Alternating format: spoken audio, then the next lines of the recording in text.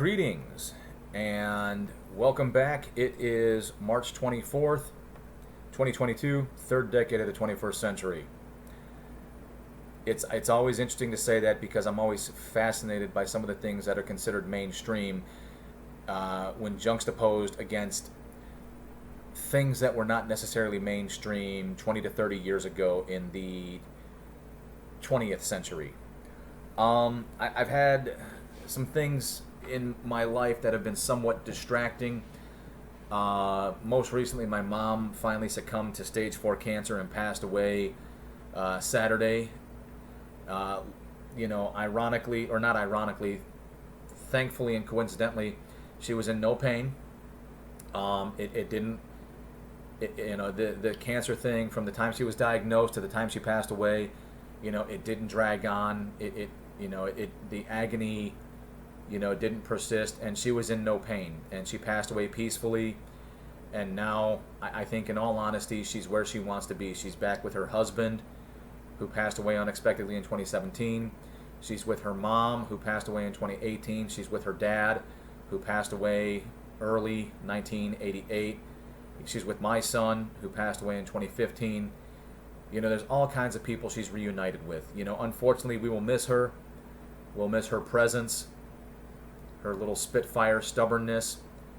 But I've been dealing with that, more specifically helping out my sister, who she lived with. And I've also had some other things going on, interpersonally, which it's not an excuse. In spite of when things happen and you'd like life to slow down and, hit the pause button so that you can, deal with things and then, try to resume life in progress. The real world doesn't work that way. And I haven't exactly been the best steward of my channel. Specifically, between the video I put out yesterday, a video I made a week ago, confirmation bias, and a video I made, funny enough, backstory. After watching a video of Sydney Watson where she talks about pedophilia, I was motivated to make my own video on pedophilia. I made that video the exact same day. I published it and released it the exact same day I made the infamous Jensen Ackles Joss Whedon video. It's infamous for my channel because previously my channel had, I think, 3 subscribers, and I averaged between 0 to, in some cases, 2 views. One of those views has been my buddy Paul over at Warden's Farm Beekeeping, North Carolina. And he continues to watch to this day, just like I continue to watch his channel. With that being said, my apologies. I normally like to read the comments out loud and respond. 2 individuals who have accepted the challenge, so to speak, of getting involved in the conversation. Sheila and Staci. To the 2 of you, I am terribly grateful that you not only watch the videos, listen to what I have to say, but you've gotten involved in the conversation, and while you may express yourself, there's been no attempt to dehumanize me, belittle me, or, go after me and adversely affect me. Maybe that's a sign of maturity. Maybe that's got something to do with all 3 of our ages coming from a different genre. But because there's so many comments, and this is my 3rd attempt. The first attempt, I read as many of them as I could, not realizing I missed a bunch of them, and I still took damn near an hour. So I'm gonna try to get through this as much as possible. You both responded to my video on pedophilia, where I'm going to paraphrase this, and I'm not trying to paraphrase it inaccurately. It's just, if I read through all the comments, this would take forever, and I try to keep these short. Basically, neither one of you were advocating for pedophilia and attempting to normalize it, but you were stating that in some cases it can be seen as a psychological condition worthy of treatment. I don't disagree.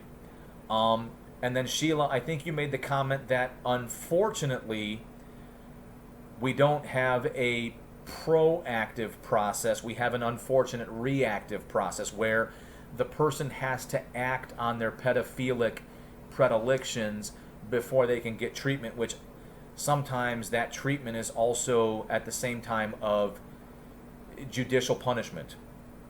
And I think, Sheila, you brought up the cases of where technically it can fall under the realm of pedophilia, but is it? And I think I addressed it in my video, because technically speaking, if you want to get technical, and I believe I addressed this in my video, I met my wife in 1993. I was 17, she was 15. In 1994, I would turn 18, and then months later, she would turn 16. When I turned 18, in the eyes of the law, I was a legal adult, which means anything we did could have been perceived as child molestation. I can tell you, due to the person that I was, nothing happened. That's just who I was at the time. Not because I was fearful of consequences. I had a tremendous fear of rejection. Who knows, maybe that's what left a positive impression on her, to where she stalked me and she nailed me down. Now we're married, going on 18 years of marriage. But yes, tragically, her parents could have pursued some sort of action where I could have been a registered sex offender, because at the age of 18, I was dating a 15, 16-year-old girl. And, you know, at worst, we kissed. Yeah. Would that have made me a pedophile? I don't know. And Sheila, if you were attempting to address the nuance there, I'm with you 100%.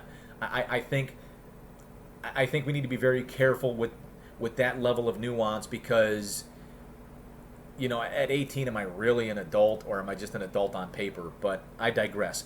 I think the major focus was people who are well into adulthood, and I'm talking like beyond the developing brain. People that are well into adulthood, and their predilection towards people of a prepubescent age. I can recognize and understand that, yes, it can be a psychological condition, and I agree that if they can also recognize the condition, there should be an avenue of which they can receive help. And I think, to be completely honest, it may exist. At least I don't see why anybody can't just say, hey, I need help. That's what I did. But maybe I'm in a different position because as a veteran, I went through the VA and requested assistance. I don't know if the average person doesn't have the same access to requesting assistance. I sincerely don't know. But I think you both kind of came to the same conclusion, I think, where, you know, at the very micro level, or not micro, but at the very nuanced level of fully developed adults and prepubescent children, that it ever being normalized, no. And of course, I think, Staci, you brought up the concept of how trauma can turn a victim into a predator, but you also disagree that it's still wrong. That plays into a concept that I've been dealing with for years, which is I like to understand how things work, you know, in which case, oh, I get it. This happened in your life, and because it happened, your unfortunate response is to become a predator in and of itself. I see it. We solved for X. Gotcha. Still don't agree. And I think, Staci, maybe that's where we're at on the subject, is you can understand how it may occur, but in the end, you don't agree. Then there was some discussion on confirmation bias, in which Sheila basically addressed the fact that, you know, the unfortunate, and I think I've addressed it as well, the unfortunate truth is your bias is formed by your experiences, and your experiences are formed by your life. And it develops, and it grows over time. Your biases can change, but you're right. I don't think anybody is ever perfectly objective. I think if you recognize you have bias, you can make a very concerted effort to try to overcome it. But at the end of the day, bias is an inherited emotion that grows out of experience, and it still may, at the end of the day, overwhelm how you think and feel. But I think rational adults may be able to recognize it and be like, okay, well, I am trying desperately hard to overcome my bias. And I think what that does is it allows us to hear other perspectives and to listen to other points of view while at the same time maintaining our position. Okay, I get it. I understand how you could think and feel that way and how you can identify with that subject material, but at the same time, I still disagree. The one that has been giving me so much trouble trying to respond, because I'm already at the 10.5 minute mark, is yesterday's video about outrage and cancel culture. My personal estimation, I think the point that I was trying to make may have gotten lost in translation. It may have gotten lost in translation because of the specific example I used or tried to use to make a point. And instead of my point being made, there was essentially a hyper focus on the example. Because this is my third attempt, what I've learned is that example probably deserves its own discussion, because then I'll rabbit hole and I'll spiral. Just trying to preview the previous takes I've made, I just end up spiraling. So here's what I'd like to say. All I was trying to emphasize, which I think Staci latched onto for a portion of that, is whether it's a subculture that's getting macro attention or it's a subculture that's getting a majority attention. The point I was trying to emphasize is, why have we reached a point in society where we have to somehow feel so emotionally tied to ideas or concepts that in reality we're not that tied to? I chose the example I chose because I'm not married to the opposite perspective. I'm not deeply impacted by the topic. I'm not adversely affected by the topic. I have a daughter. My daughter does not compete in athletics, therefore she's not adversely affected by biological males converting and going through transition and competing in biological female sports. I'm not affected by it, and because I'm not affected by it, I really don't find any reason why I should be married to the opposition, why I should make that an ingrained part of my identity, and why I should join others on the hill and die on that hill. That was the point I was trying to make. I feel as though that got lost in translation. I feel perhaps that because of the example I chose, it triggered Sheila and it triggered Staci to go high and to the right in a different direction because of the explicit example I chose. Personally, I feel it's a separate conversation, but ladies, thank you nonetheless for getting involved in the conversation. I want to make that very clear. Thank you for getting involved in the conversation. However, I have to accept fault, I have to accept blame, because I chose the example. It's my channel, and once I put it out there, I have little control. And because of the example I chose, it triggered something emotional in both of my viewers that caused them to carry on a conversation separate from the topic. I'd rather not have a Zoom call, and I'd rather not delve into it because, again, I'm not married to it like others might be. And that was the point I was trying to make, is on both sides, left, right, red, blue, liberal, conservative, doesn't matter where it started, don't care where it started, is people are identifying with certain concepts, ideas, whatever the hell it is, and as a result making it a part of their identity, making it a hill they have to die on, and they're taking it so super seriously that anything in opposition they have to be so belligerently outraged by, as such that they have to go after opponents of it and cancel them and in every way, shape, or form adversely affect them. That's what I was attempting to address. Okay? within certain ideas or concepts, there could be people who are deeply affected by it. All right? And I think to that credit, which is why this whole channel of mine began in the first place, is media bias. And the media basically taking an exceptional topic and then putting it out there as if it is the norm versus the exception to the norm. Cherry picking and highlighting these things, making it mainstream where it is the exception versus the norm, and getting it into, the masses. And basically, there was a phrase, "not in my backyard." You only care if it's in your backyard. So taking these micro issues, making them seem macro, putting them in your backyard, and thus getting people outraged and getting people so wound up, when technically speaking, if you actually can dial it back, if you can take a few deep breaths, like this trans issue, or the pronoun issue, or whatever issue, it really doesn't affect me. Nobody in my inner circle, my wife, my children, nobody's affected by it.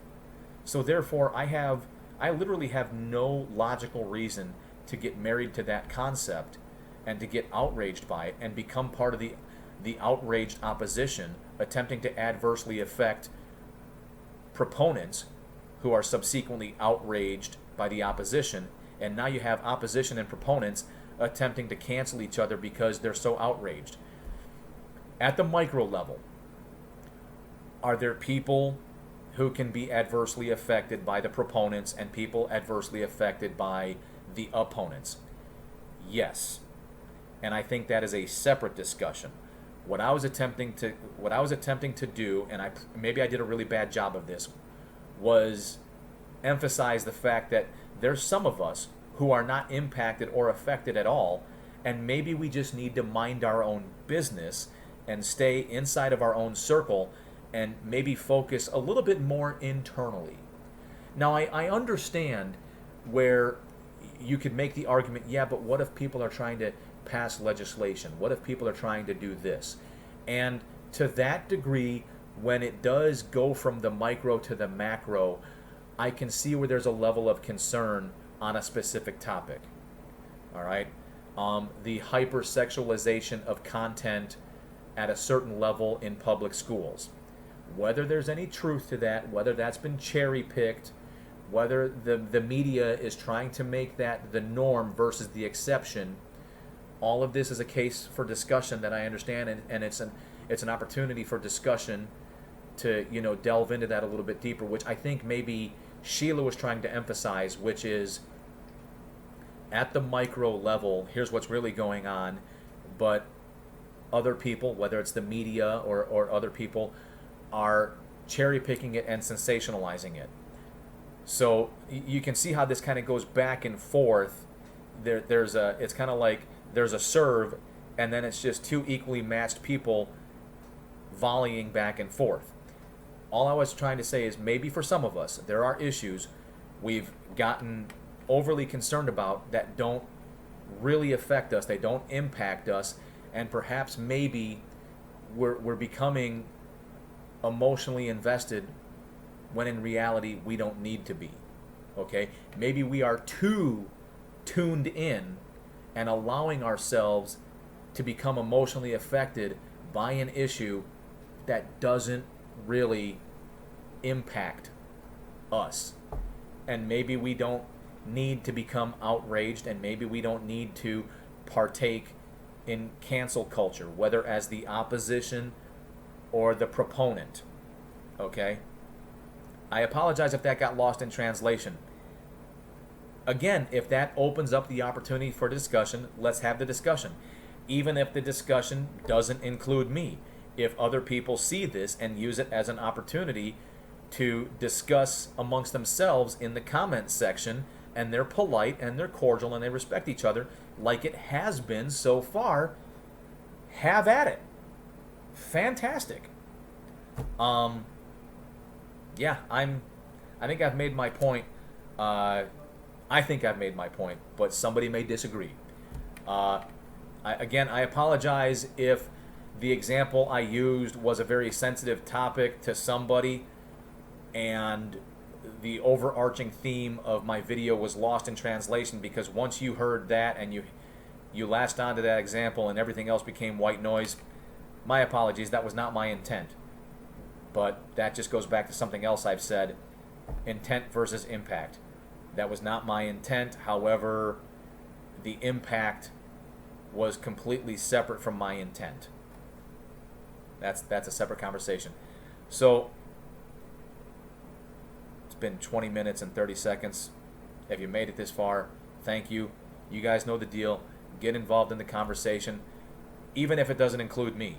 Even if the conversation starts and other people get involved, it's fun to read and it's fun to listen to. And unfortunately, if I was a better steward, I would have been following the comments in real time and I would have been able to make video responses.